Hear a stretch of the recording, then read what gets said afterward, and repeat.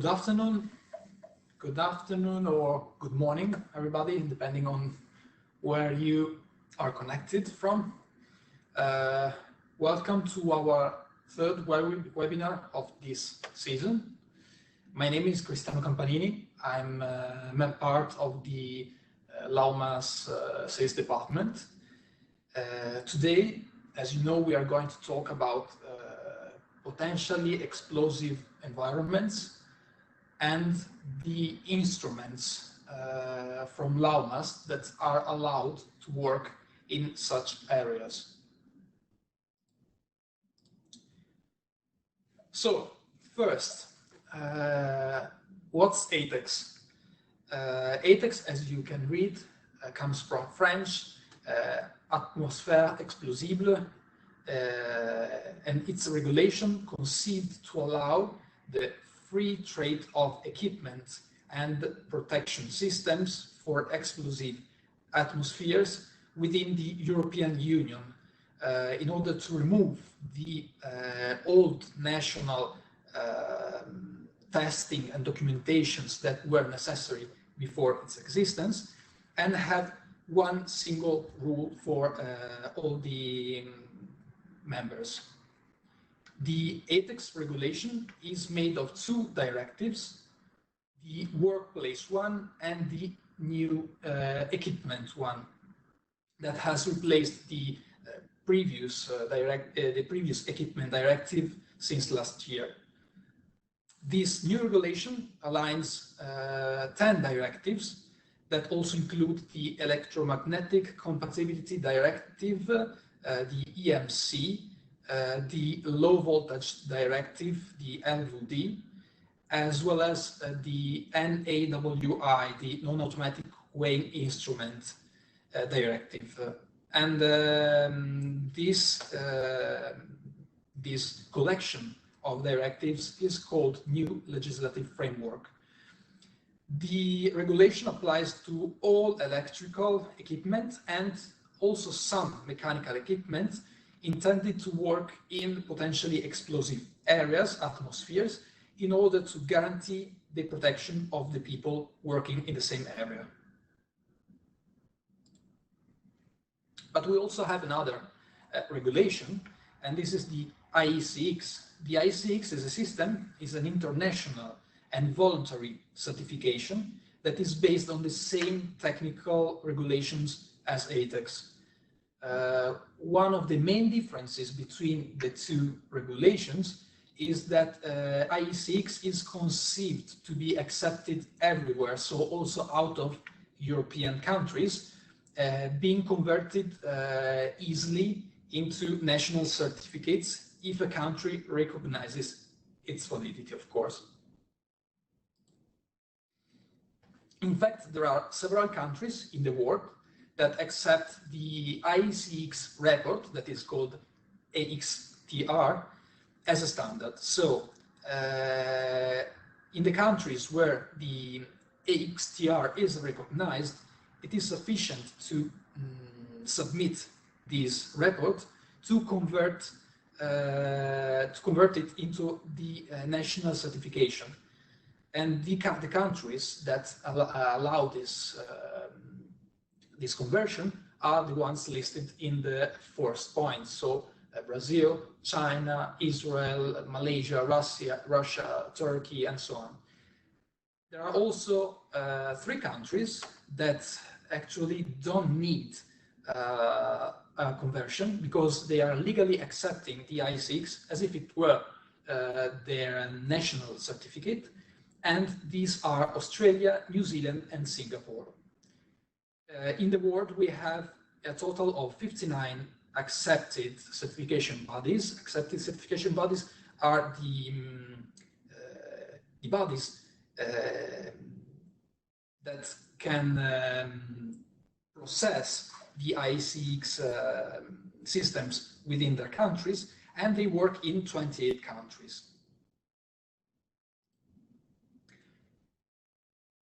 Another difference with ATEX, respect to ATEX, is that the ICEX certification can be referred not only to a product, and when we say to a product, we can specify it can be referred to an instrument, it can be referred to a single component, or to a line, a whole line that may be produced only once. And so in this case, IECEx will be valid specifically for one product, let's say. But it is also available for facilities, service facilities, for example, repair workshops that can be certified to work respecting the ICEX rules, or we can also certify personal competencies, so that a specific person is certified to have competencies to work within the IECEx area with IECEx instruments and so on. The certificate of conformity is issued after that other two documents are issued. So we firstly have a test report of the tests that have been carried out on the product.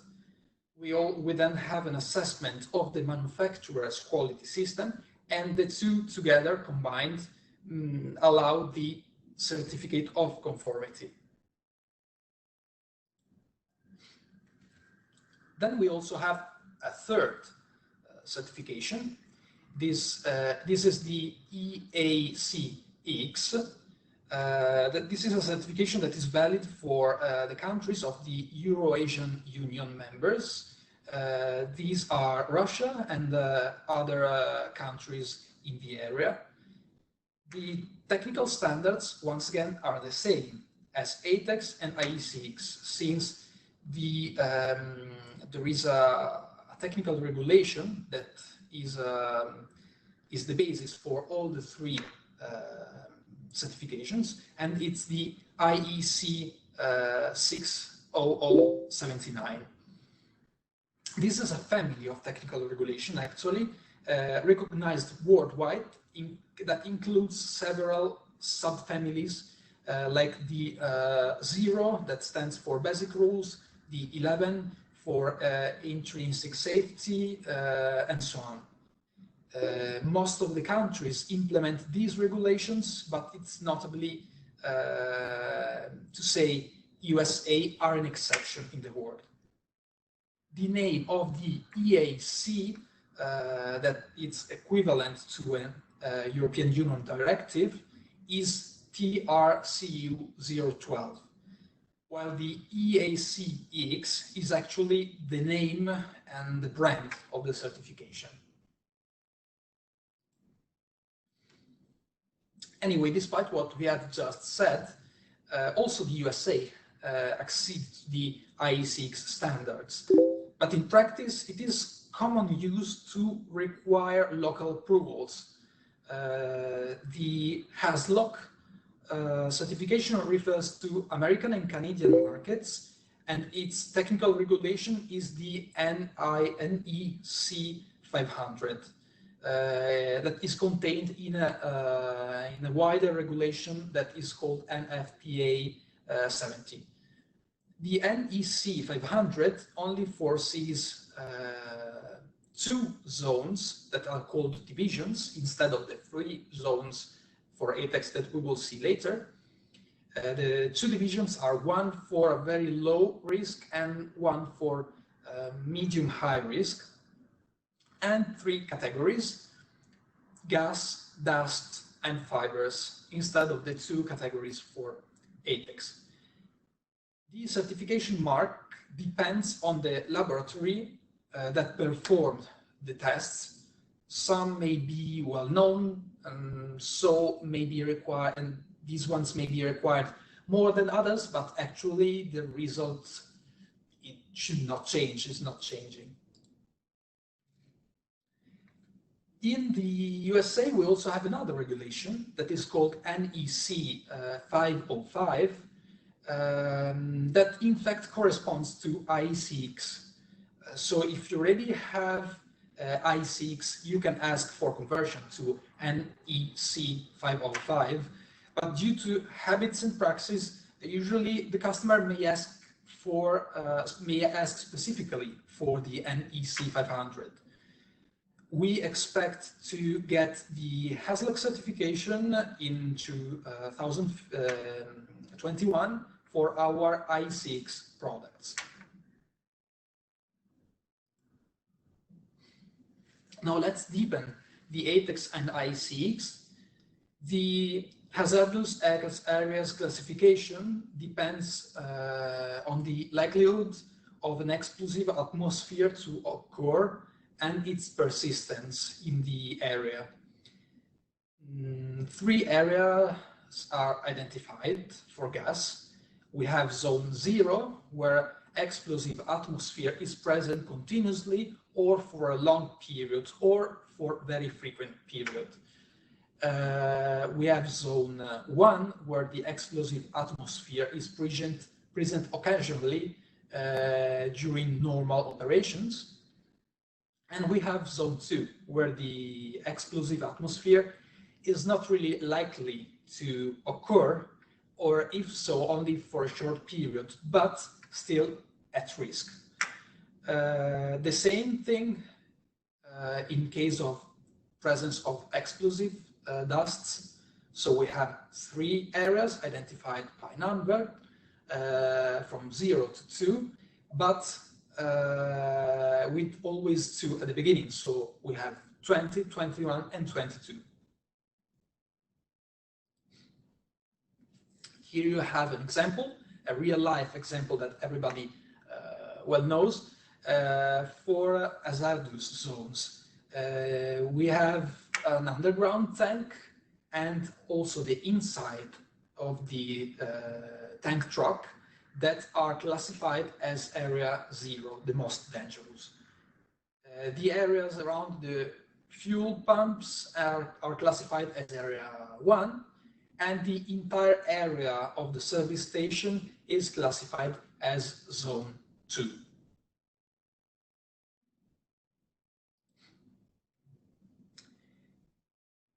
So, by category and environment, you know in which zones the device can operate. We have G that identifies gas environments and D dust environments. For ATEX, we have 3 numbers, 1, 2, and 3, that correspond respectively to the zones 0, 1, and 2, from the most to the least dangerous. Any device that is valid for area 0, so for 1G or for 1D, is allowed also to work in less dangerous areas. But a device that is allowed to work, that is certified to work in zone 3G or 3D cannot work in a more dangerous zone. Always talking about these hazardous zones, IECEx presents, similarly to ATEX, 2 different codes for gas and for dust, and 3 different installation zones identified by letters instead of numbers. So we have GA and DA for the most dangerous zones, and GC and DC for the least dangerous zones. It's important to remind that you or your customers should not determine on their own the classification area. It is important that skilled people do that. So only skilled people is authorized to determine which area to which zone a specific area belongs to. So here now we have the markings, because any ATEX device must bear a marking like this one that you can see, the first one that you can see, that is composed by the standard CE mark for the European community, the ATEX yellow hexagon, a Roman number that is identifying the application area for the equipment. In our case, we have Roman 2 that stands for surface equipment, but we could have 1 that stands for mining equipment. We then have a number that we have already seen that identifies the category, then the environment, so gas or dust, and several other details that will be shown in next slides, like, for example, protection type, product type, working temperatures, and so on. The marking is basically the same for ICEX, except for the first part, because ATEX and ICEX share the same marking, but only the second half for ATEX. So the first part is typically for ATEX, and the second part of the ATEX marking is shared with ICEX. Here you can see a complete ATEX or ICEX marking. As we have just seen, the first line is typical only for ATEX markings, while the second and third lines are shared between ATEX and ICEX. The second line is an example of gas environment marking, while the third line is an example of dust environment marking. Both starts, as you can see, with EACEX, indicating that this is an explosion protection device, and the second, the information that we can read, is about the type of protection used for the instrument. Now let's see these different ways of protections, because there are many ones. The first that we can see is I. So I stands for intrinsically safe. It means that the circuit is designed in order that it cannot trigger an explosion, and this is the case of usually signal and control equipment for telecommunications. LAUMAS products that adopt this kind of protection are load cells and junction boxes, these ones only for gas environments. It is important to notice that intrinsically safe system implies the use of barriers. And talking about the barriers, let's see what Zener barriers are. They consist of a device that it's installed in a safe area, which limits the amount of energy that could appear in an electrical circuit passing through a hazardous zone, in order to respect a safe level and avoiding to ignite the explosive atmosphere. So it works as a limitation to avoid that the device in the hazardous zone can start the explosion. While composing an intrinsically safe system, including both load cells and barriers, it is necessary to have coordinating calculations performed. Our barriers match, it is true that our barriers match with our load cells, but the installers must have an official document with calculations. Expert staff can do it on their behalf. Also, if necessary, LAUMAS can provide a certificate called EACEX for ensemble certificate. If we are talking about a simple plant complete of weighing system, junction box and load cell in a hazardous zone, and barriers and electronic device in a safe area. Okay, barriers are not always necessary, if the load cell is located in an ATEX dangerous zone 222, and the indicator is in the same hazardous zone, so also the indicator is in zone 2 or 22, or it's in a safe area, since our devices already embed an energy limiting system, provided that they are ATEX version. We will see this later again. Another type of protection is T, that stands for protection by an enclosure box. This system is valid for dust environments, and LAUMAS products using this system are junction boxes and electronic equipment. It works similarly to an IP degree, but keeping the same protection level. It has to ensure that it will keep the same protection level over time. And so also to avoid reaching temperatures that may trigger explosions. The third type of protection that we can have is an R, that stands for restricted breathing. It works only for zone 2, for gas, and it means that the enclosure is reducing the exchange and entry of hazardous atmosphere within the enclosure itself. It has been adopted for our electronics. And the last type of protection that we offer is D, which means explosion proof. The enclosure, in this case, will contain the explosion that may occur inside and avoid it to spread outside. All of LAUMAS products adopting this protection are identified by the code ADPE. Now, going back to the marking, after the type of protection, we have the gas or dust group. If we are talking about gas environments, we always have a letter that is identifying the kind of gas. It could be, just to name a few kinds of gas, A for methane, gasoline fuel, B for ethylene or alcohol, C for hydrogen.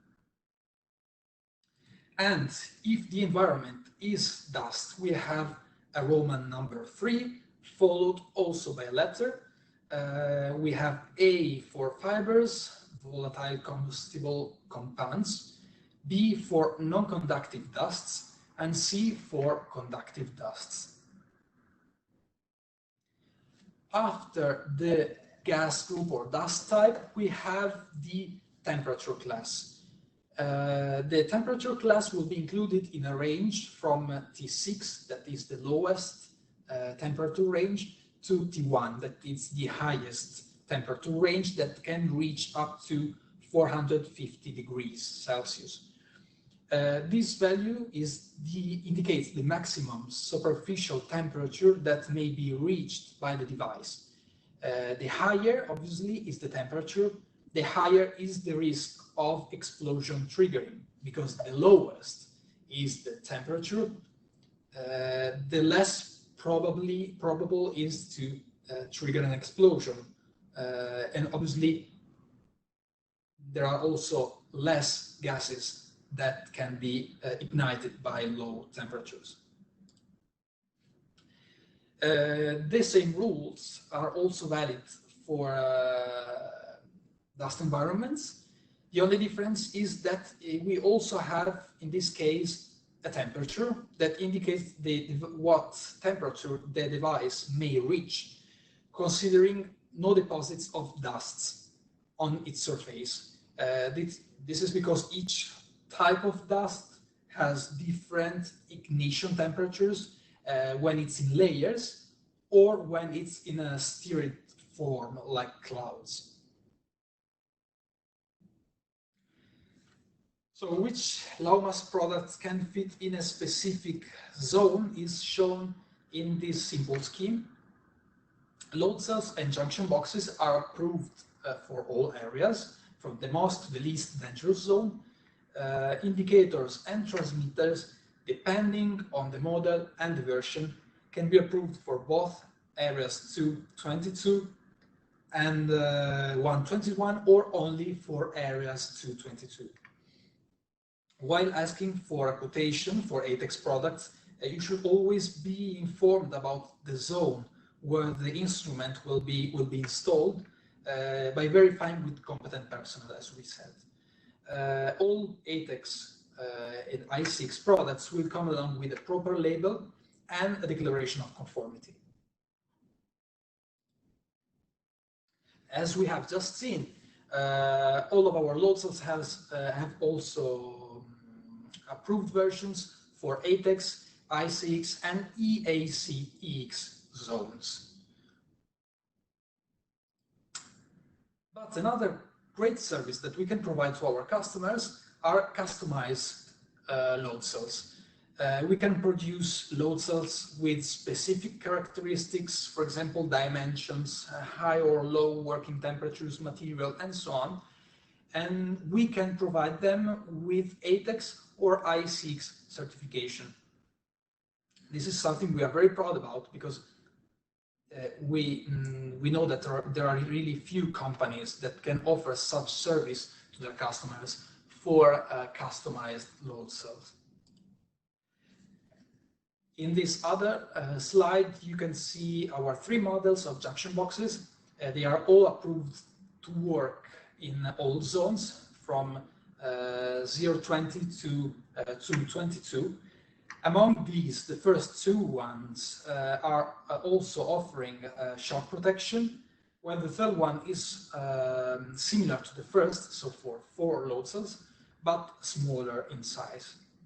They are available also not only for all the zones, but also for all the 3 certifications that we have seen already for load cells, ATEX, ICEX, and EAC Ex. And then we have ADPE indicators that we have already named before. These are flame-proof enclosures and are available for 2 models of indicators, allowing them to be used in zones 1 or 21. The enclosure for the W200 is complete of 5 external buttons that are having the same functions of the original W200, while the W100 RIP doesn't need external buttons since it's working in this case as a pure remote display and not as an indicator itself. We have also introduced this kind of enclosure for power supply, 24 volts power supply. The code is ADP ALIM. The ADPE W200 is certified for ATEX, ICEX, and EACEX. The ADPE for W100 RIP and the power supply are certified for ATEX and IECEx.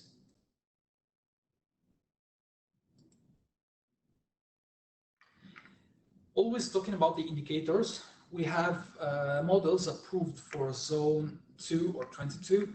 We have the WENOX indicators. They have a stainless steel enclosure and the back panel that is complete with certified cable glands. The WENOX is available with bracket version, that is a version for wall mounting, but can be used also for desk, a proper desk version, a column mounting version, and a panel mounting version. The internal battery for the WENOX are available, but in order to recharge the instrument, it is compulsory to move it out of the dangerous zone. And you have to recharge it in a safe area. So we really suggest you to set the connection through a cable instead of using an internal battery, because you would have to relocate the indicator every time that you need to recharge it. The WENOX is certified for ATEX, IECEx, and EACEX. We also have the WDESK indicator. It is available in a certified version for zone 2 and 22. It comes with an IP67 protection degree, complete of 6 approved cable glands, and it's available also in desk version, wall mounting version, column mounting version, and panel mounting version. The W desk is certified for ATEX.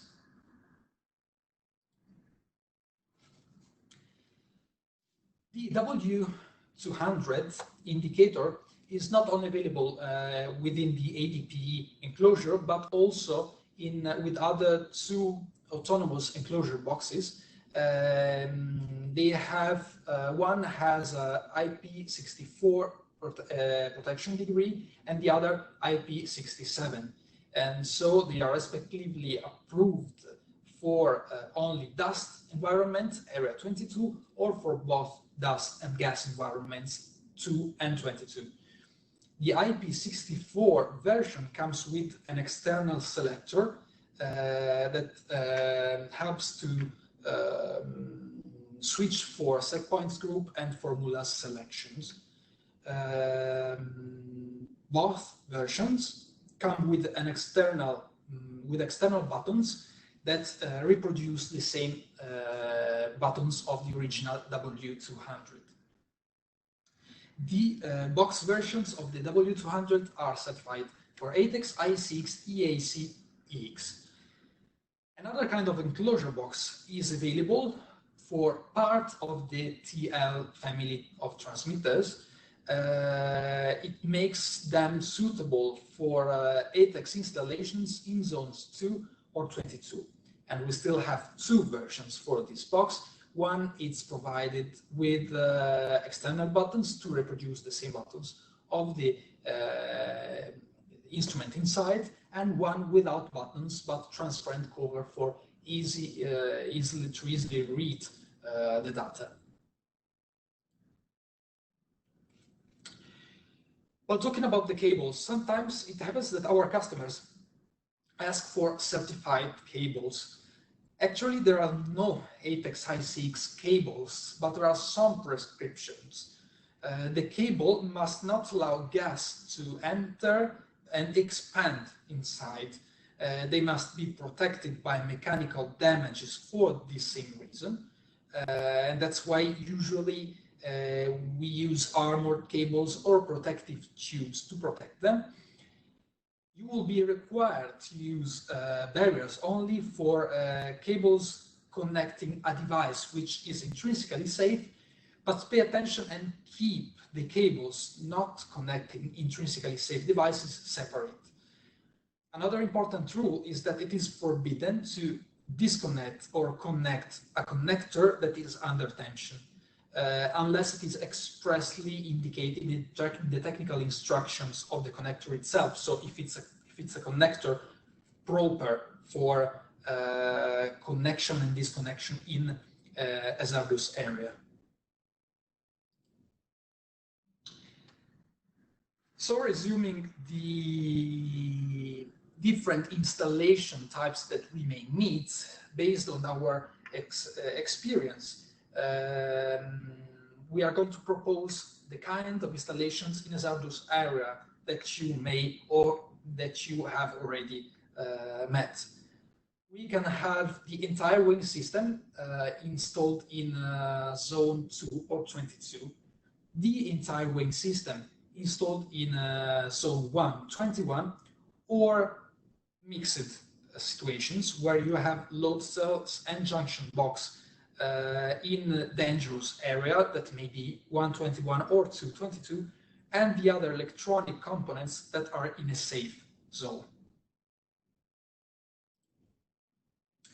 In case we have the entire system located in a zone 2 or 22, each component should be certified for the zone, and the composition of the system will be the following. We will have certified load cells, we will have certified junction box if necessary, and we will have the weighing indicator and or transmitters also certified.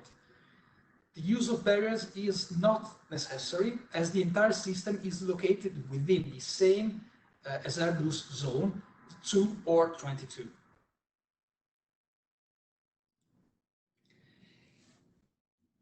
The The other case is where all the components are located in zone 1 or 21. In this case also, each component must be certified for the zone that we are working in. And the system will be composed by certified load cells, certified junction box if necessary, and certified weight indicators or transmitters that belong to the ADP series provided with explosion-proof enclosure, together with obviously intrinsically safe barriers that are necessary in this case because we are talking about the middle risk level. In this third case, we have a mixed situation. We have load cells and junction box, if any, that are in zone 222, so the least dangerous zone, and the indicator and transmitter that are in a safe zone. Obviously, load cells and junction box will have to come in a proper certified version. While talking about the transmitter and indicators, we have two ways. If we have the indicator and transmitter certified ATEX for the zone 2 and 22, even if they are in a safe zone, we don't need to use the intrinsically safe barriers. But if the indicator and transmitter that are located in the safe zone are not certified for the zone 2 and 22, then we need to place also the barriers.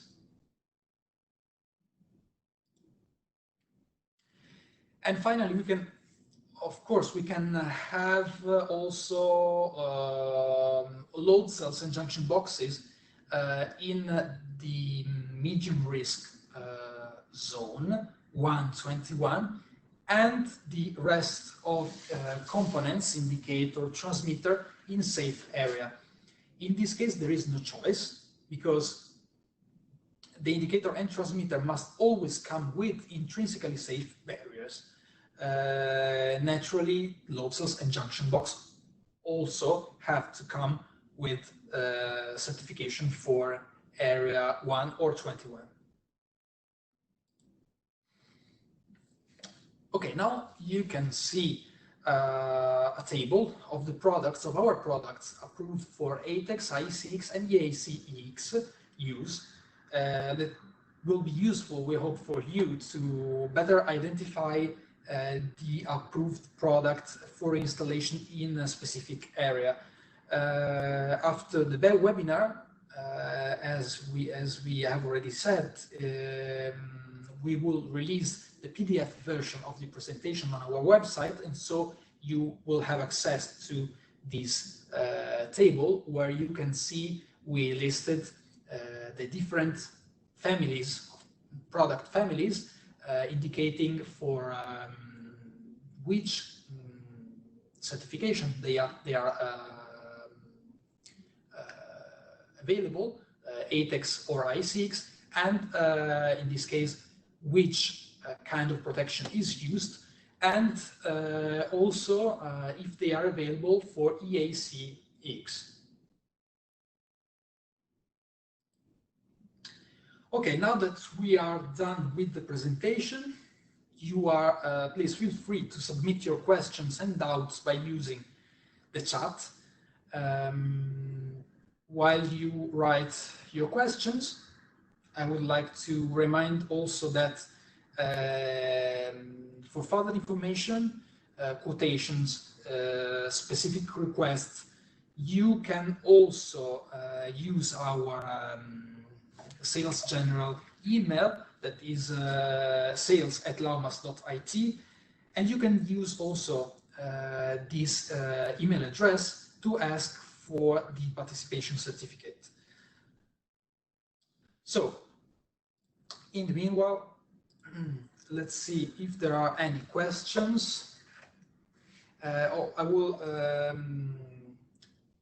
during this question and answer time, also my colleague, Engineer Davide Vescovi, may answer your questions from home. So he will connect in case I I don't have enough information to answer you.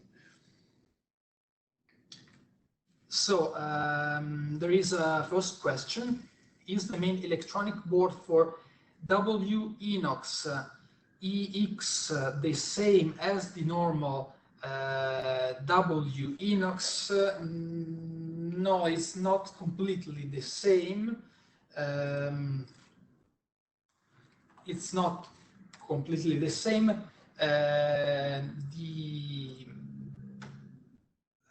The WENOX protection comes from the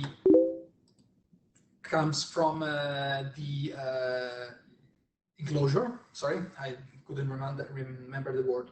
The enclosure for the WENOX, the cable glands. So cable glands with enclosure gaskets may have to ensure the protection, and the electronic main board actually inside is the same, is not different from another WENOX. It's all about the mechanical, let's call this way, components. And also another difference from a standard WENOX and the ATEX WENOX is that we are using different materials for the glass cover for the display and also the seals. We have to use different materials, components with different characteristics to ensure a better service. No, also now there is another question. Do you have ATEX certified remote display? What is the maximum size available? No, for the ATEX remote display, we don't have a real, let's say, remote display, because if you look at our catalog and you think about the big ones, we don't have, but we have the W100 that is certified for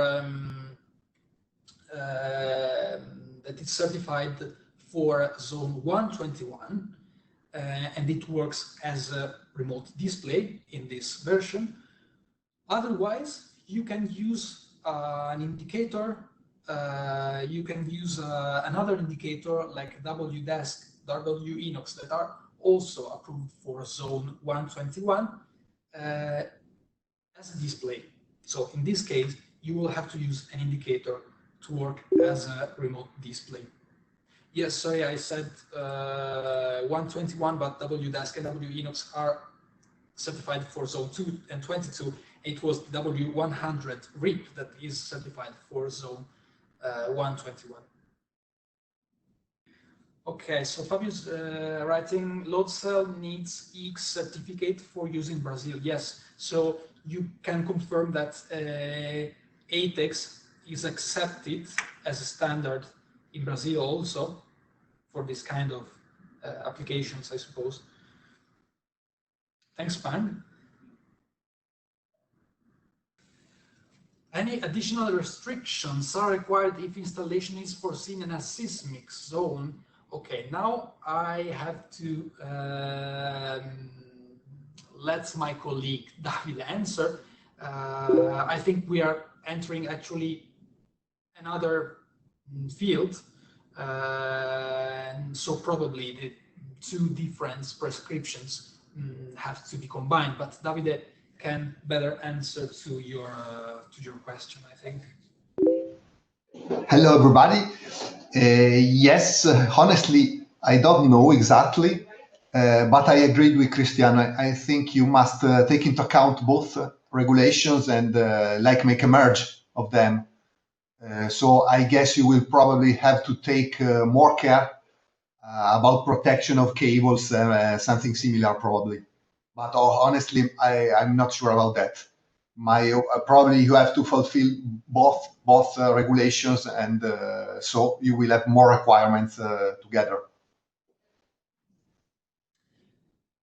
you, Davide.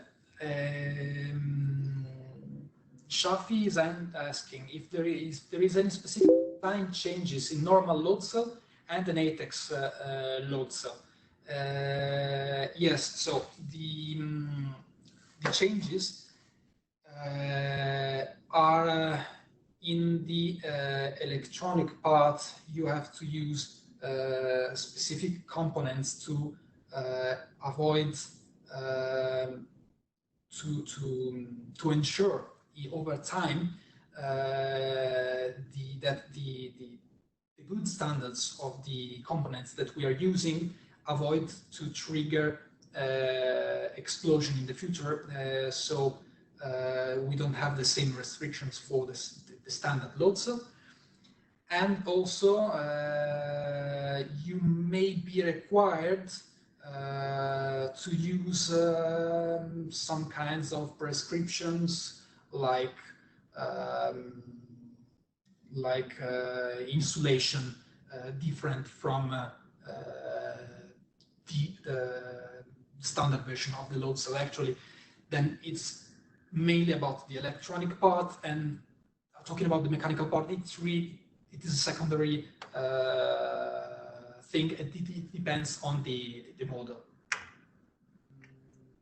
So if there are no really other questions, okay, I'd say that we are finished. So on behalf of LAUMAS, thanks to all of you for your attention, for participating, and for your interest. So I hope to see you in the next webinars. Bye. See you next time. Bye-bye.